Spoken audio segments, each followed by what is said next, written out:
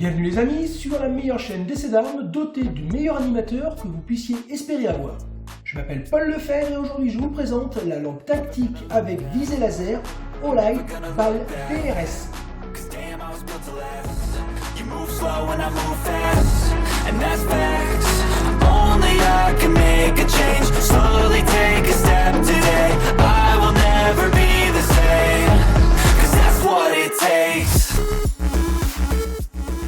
Installez-vous confortablement, prenez un petit café et ne vous inquiétez pas, ça va bien se passer. Je voulais commencer par remercier la société Olight pour m'avoir fourni gratuitement ce produit. Et oui, pour cet essai, je fais mon premier partenariat pour financer un peu le coût de fonctionnement de ma chaîne. En tout cas, croyez-moi, je resterai parfaitement objectif sur le produit, on n'achète pas si facilement Paul Lefebvre. Mais je dois dire que la société Olight est une société vraiment formidable, les employés sont heureux, les dirigeants sont beaux, la société c'est presque une ONG. J'en ai peut-être un peu trop fait. Sinon, plus sérieusement, il en faut quand même un petit peu. Comme je le disais, je vous promets de rester fidèle à moi-même et parfaitement objectif dans cet essai. Je vous montrerai les capacités du produit sans tricher et sans cacher d'éventuels défauts. Ceux qui veulent me soutenir pourront commander avec mon code promo et bénéficier d'une remise de 10%, et ce qui me permettra en retour d'encaisser une petite commission. Donc c'est du gagnant-gagnant, comme dirait l'autre. Alors vu que ça plaît bien le unboxing, et allez, on renquille, on refait de l'unboxing. Voici le colis, bien entendu pas déballé, voici le cutter, on a déjà fait la présentation il me semble, et c'est parti.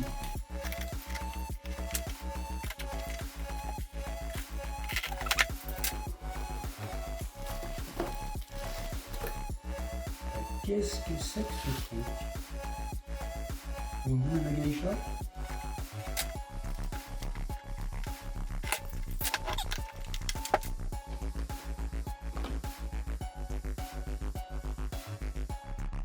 Qu'est-ce que c'est que ce boule? J'aurais peut-être dû me renseigner un peu plus sur le produit. Ça va être le chargeur, je dirais un nom, ou alors c'est un autre produit, je sais pas. Ah oui, d'accord. Un écusson Olight. Ok. Ah ouais, là c'est un stéthoscope en fait. C'est comme le pouls d'une personne, je pense. Non, c'est bizarre, ça ressemble à une clé USB. Ça fait pas l'enlever ça ici. Et voilà. Petit chargeur. Je sais pas ce que c'est. Je sais pas si ça va avoir quelque chose avec le reste, j'en sais rien. Alors dans le carton, on va reprendre un truc, un petit carton qui ressemble un petit peu plus à ce dont on a besoin.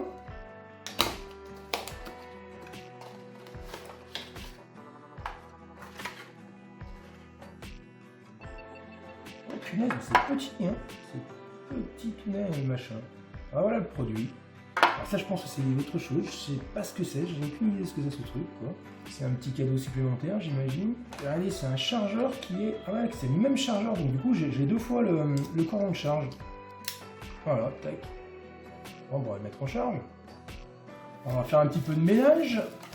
Je voudrais pas qu'on me taxe de faire de la lèche, mais c'est quand même sympa d'avoir quand même des notices papier, hein. Ça se fait de moins en moins. Hein. Ah mais carrément, on a une clé Allen avec des petites vis en rab, des petites cales, et là la petite notice papier qui est livrée avec. Ouais, c'est pas si mal. Je vais pas vous lire ou vous faire lire la notice complète, hein, mais juste quand même pour vous faire voir, c'est quand même pas mal. Avec les petits schémas, disons que c'est notable quand même, parce que ça se fait de moins en moins. Ah, au fait, j'ai compris ce que c'était le petit truc que j'ai eu avec dans le carton. C'était en fait une lampe, hein, facile, le fonctionnement, on appuie dessus, hein, ça fait jour, nuit, jour, nuit, jour, nuit. Bon, vous avez compris, je peux m'arrêter. Hein. Alors, regardons la bête un peu plus dans le détail. La longueur fait 63 mm et la hauteur 36 mm, ce qui correspond à une taille plutôt réduite pour ce type de matériel. Déjà, première impression générale, sincèrement, ça respire la qualité. Hein. Les matériaux sont beaux, la finition est impeccable. Et en plus, ça pèse le poids d'un âne mort, ce qui est généralement un gage de qualité. On va donc peser le bestiau. Eh oui, 96 grammes, hein. Presque 100 grammes juste pour l'organe de visée. Bon, c'est sûr que ça pèse un petit peu quand même. Hein. D'ailleurs, le constructeur l'annonce à 95 grammes, ce qui est pour une fois assez honnête. Généralement, les constructeurs ont tendance à essayer de tricher un peu pour arranger les choses à leur avantage. Et pas là. On va maintenant mesurer les décibels. Avouez que vous voyez ça nulle part, hein. Un essai aussi poussé que mesurer les décibels sur un pointeur laser. Ouais, ok, ça sert à rien, mais ça fait flic, j'ai payé ce truc une fortune et je m'en sers jamais. Bon, sinon, retournons dans l'observation de ce matériel dans le détail. Déjà, une chose qui est vachement très bien pensée, ils ont placé le laser le plus haut possible, ce qui permet d'avoir un faisceau laser le plus proche possible du canon. Donc une correction du réglage de la hauteur en fonction des différentes distances la plus faible possible. Ensuite, qu'est-ce qu'on a? On a les deux vis de réglage pour la largeur et pour la hauteur, pour positionner le laser sur l'impact. Ok, ça nécessite l'utilisation d'une clé Allen pour faire les réglages, mais ça aurait été très compliqué ou assez peu esthétique d'avoir un système de réglage sans outil. Maintenant, regardons le système de fixation. Celui-ci manque pas d'intérêt. Le système de fixation est prévu pour un rail Picatinny de 21 mm. Alors comment ça marche? Regardez, lorsqu'on appuie sur le levier, ça écarte la mâchoire pour permettre d'enclipser le pointeur sur le rail Picatinny. Mais en appuyant sur le levier, on peut aussi modifier la position avant-arrière, ce qui permet d'ajuster parfaitement le pointeur laser sur l'arme. Démonstration. J'ai enclipsé la fixation sur le rail Picatinny, et maintenant, je viens reculer le pointeur complètement contre le pontet. Une fois la bonne position trouvée, on enlève et on peut serrer les vis de la cale afin que le mouvement avant-arrière ne soit plus possible. Ensuite, on le réenclipse et on n'a plus qu'à basculer le levier à 180 degrés pour l'immobiliser parfaitement. Pour allumer le pointeur, on a deux boutons. On en a un à droite et on a exactement le même à gauche, ce qui permet d'être utilisé par un droitier ou alors par un gaucher. Pour l'allumer, au départ, je n'avais pas compris tout de suite. En fait, il faut faire une impulsion très courte. Tac. Ensuite, par le dessous, on a un bouton de sélection qui nous permet de sélectionner soit la lampe toute seule, soit le laser tout seul, soit les deux en même temps.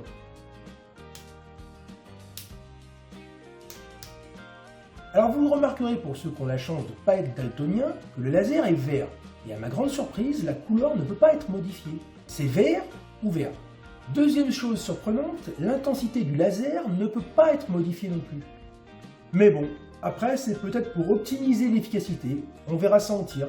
La lampe, elle, est donnée pour 800 lumens. C'est ultra puissant. Je vous ferai voir en extérieur de nuit ce qu'on peut arriver à faire avec. C'est assez impressionnant. Hein. La nuit, ça aveuglerait n'importe qui.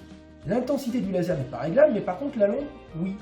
On peut passer de 800 à 300 lumens en faisant une double impulsion rapide sur l'un des boutons. 800, 300. 300 correspondrait à une bonne petite lampe torche.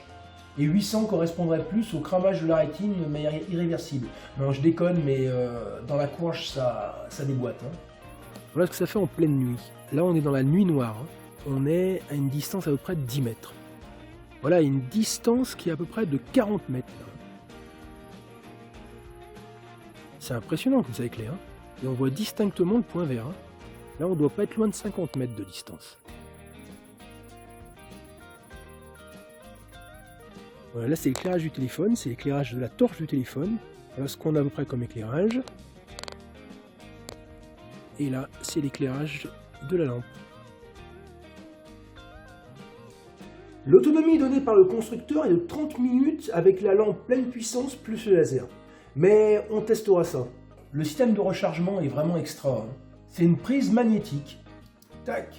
Vous le voyez certainement pas à l'image, mais ici il y a un voyant rouge qui clignote pendant la charge et qui devient vert quand la batterie est parfaitement chargée.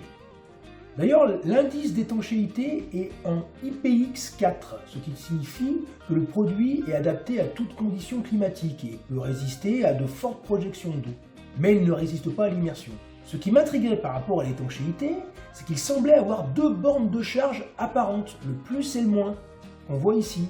Eh ben non, pas du tout, c'est juste des aimants qui servent au positionnement de la prise de charge. J'ai mesuré au multimètre sur les bornes, il n'y a absolument pas de courant, c'est bien juste des aimants et la charge est par induction. Allez, maintenant on va peut-être passer aux essais de tir, pour voir ce que ça peut donner.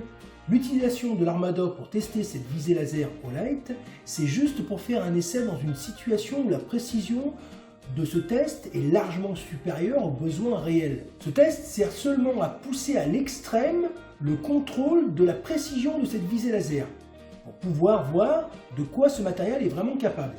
car dans cette configuration de test, l'arme va être beaucoup plus précise que le pointeur laser lui-même.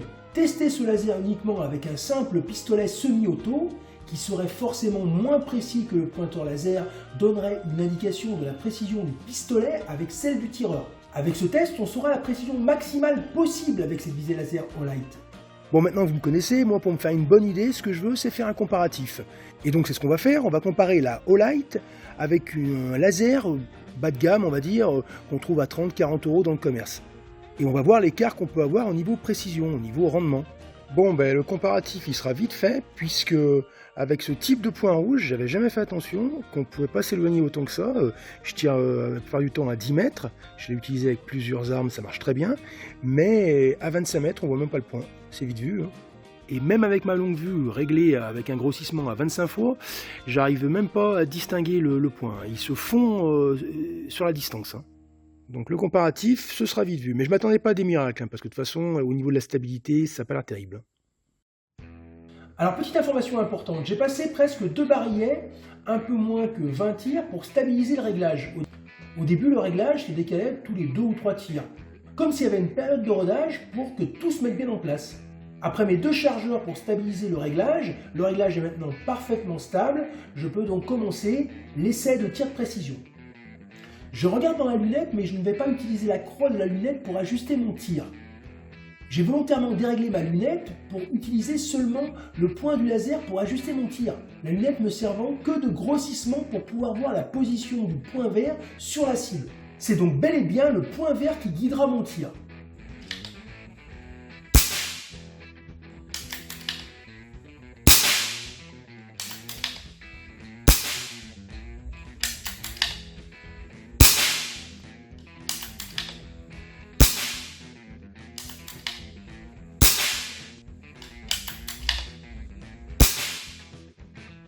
Maintenant, je vais essayer d'éteindre et de rallumer le laser pour voir si le réglage change. Non, ok, impeccable, pas de problème de ce côté-là. Je vais encore faire un petit test, je vais secouer un peu le laser, y tirer dessus, comme si j'étais un peu en train de le solliciter par le transport ou le stockage, pour voir s'il garde parfaitement son réglage malgré ça. Nickel, pareil, rien n'a changé au niveau du réglage. Et là, je vais carrément le démonter et le remonter pour voir ce qu'il va perdre en réglage. Mais là, il va forcément perdre quelque chose.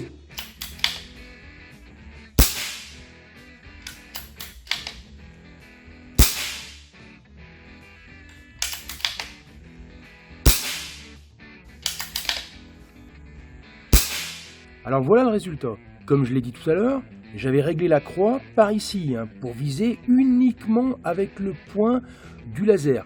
La lunette me servant seulement à faire le grossissement pour pouvoir voir le point.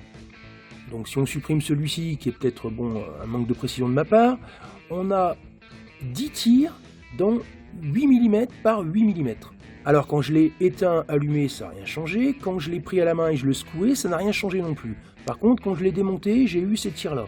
Mais on est à peine décalé de 5-6 mm vers le bas. Le fait que je l'ai démonté et remonté à la même place.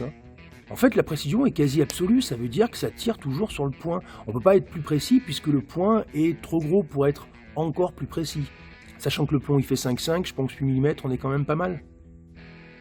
Alors avant de commencer la conclusion, je voulais faire un petit rappel de consignes de sécurité au niveau de ce laser. Attention, le faisceau laser est dangereux pour l'œil. Il ne faut pas le passer devant les yeux de quelqu'un. C'est tellement puissant que ça peut endommager l'œil de manière irréversible. C'est une règle de sécurité avec laquelle vous ne devez pas déroger. Après, attention, si vous êtes en temps de guerre, pas besoin de respecter cette règle non plus. Parce que préserver la bonne santé oculaire de votre ennemi n'est pas forcément la chose recherchée lorsqu'on utilise le pointeur laser pour lui tirer dessus. Les balles de calibre 7,62 restent quand même plus dangereuses que le laser. Je voulais aussi vous montrer un petit montage vidéo, juste pour vous montrer à quel point ce laser est qualitatif. Voici 3 images montrant le laser sur une cible à différentes distances, 50 cm, 10 mètres et 25 mètres. J'ai collé sur la cible une bille d'airsoft pour donner une idée de l'échelle. Je suis carrément impressionné par le résultat. Le laser reste relativement concentrique, même à 25 mètres, et d'une taille assez réduite. Comme j'avais dit au début de la vidéo, je trouvais ça bizarre qu'il n'y ait pas de réglage d'intensité sur le laser. Mais en fait, pas besoin. La seule intensité disponible est parfaite, de jour comme de nuit, à 50 cm comme à 25 mètres.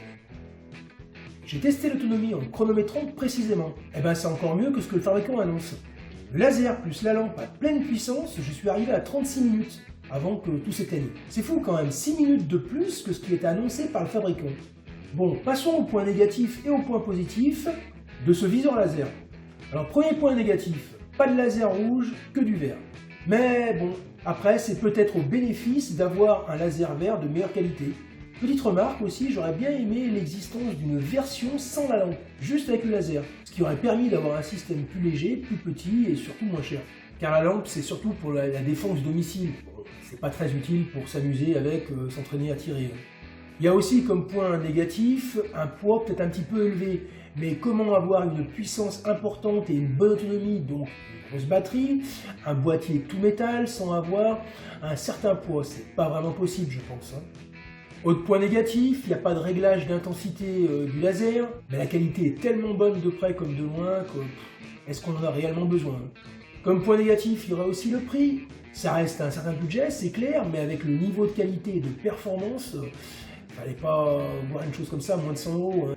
Maintenant les points positifs. Il est magnifique, ça transpire la qualité. Le système de rechargement est vraiment extra, on peut même facilement le recharger n'importe où en utilisant une batterie externe. La puissance de la lampe est hallucinante, c'est une vraie arme, sans aucun doute très efficace contre un agresseur. La qualité du laser, c'est tout simplement la meilleure qui m'a été donnée de voir. Non, il est vraiment blindé de qualité ce produit, il faut l'avouer, c'est vraiment un hyper bon produit. D'ailleurs, quand je l'ai reçu, je pensais pas garder ce produit, je pensais le revendre une fois le test terminé. Mais après ce test, il est hors de question que je revende ce matériel. C'est un matériel à posséder absolument. Et du coup, je me le garde bien soigneusement. Je peux vous garantir que vous allez le revoir dans plein d'autres tests. Je vais l'utiliser pour plein d'autres tests sur d'autres armes. Bon, là, franchement, si vous l'achetez pas, je vais me mettre vraiment en colère. Et puis, quand Paul Lefebvre se met en colère, c'est pas beau à voir. En 86, j'ai piqué une colère, on s'en souvient encore. Non, mais là, un produit comme ça, faut l'acheter direct. La liste d'avantages, en plus, est énorme. La portée hallucinante, la précision et la stabilité des réglages, la qualité globale du produit, et moi en plus que ça m'arrange à fond par rapport à l'argent, pas d'hésitation, faut l'acheter. Bon ben moi j'aurais fait le maximum pour vous vendre ce produit, même un peu plus peut-être. En tout cas je pense que vous pourrez dire encore une fois qu'un test comme ça, vous l'avez vu nulle part ailleurs que chez Paul Lefebvre. Parce que là, si ce test il n'était pas complet, je sais pas ce que c'est qu'un test complet. Bon ben j'espère que ce test vous a plu, que vous avez passé un bon moment en le regardant. Je vous souhaite de très bonnes vacances pour ceux qui prennent les vacances en juillet, pour ceux qui prennent les vacances en août. J'essaierai de faire 2-3 petites vidéos comme ça entre temps, mais je vous donne rendez-vous pour du très lourd à partir de fin août ou septembre. Salut les amis!